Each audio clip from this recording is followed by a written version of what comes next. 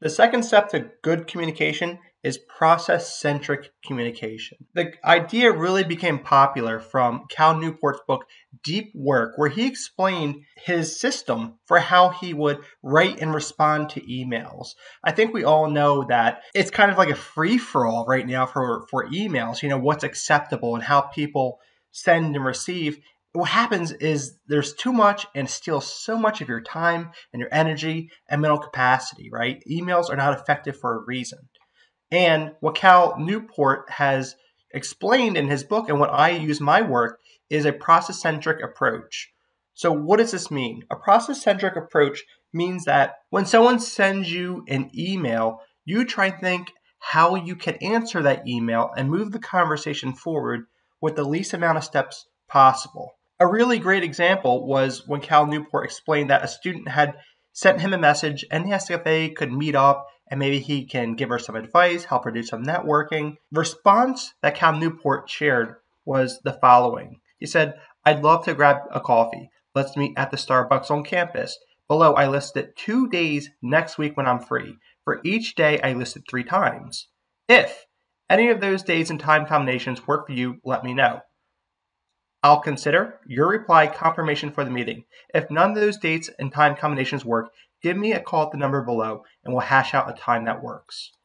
Wow, that is some effective communication. Newport did not do, he did not just reply back to the student with a smiley face emoji and says, "Sounds great, I'm also available this week." You know what happens when that happens? It's a constant back and forth where the conversation doesn't move. Right? So a simple reply would have led to an exchange of many, many, many more emails, and it would have been difficult to track. The meeting probably would not have been set up. And what happens is that this sort of thing burdens the receiver, and things get missed, things get dropped, things get crossed. That's why people hate email. But email does not have to suck if we use a process-centric approach to it.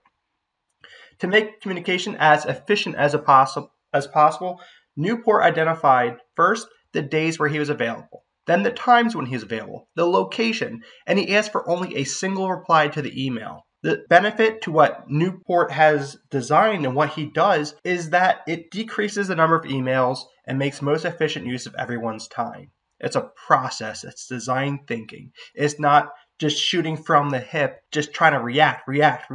This is proactive, not reactive thinking.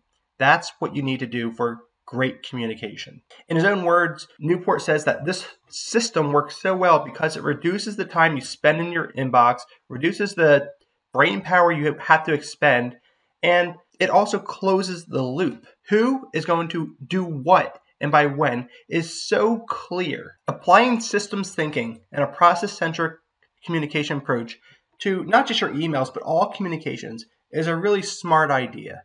You want to try and think, okay, I have 8 hours in a day. How do we make the most of them? If you're doing text, if you're doing calls, if you're doing passenger pigeons, if you're doing emails, make it efficient, make it effective. That's process-centric communication.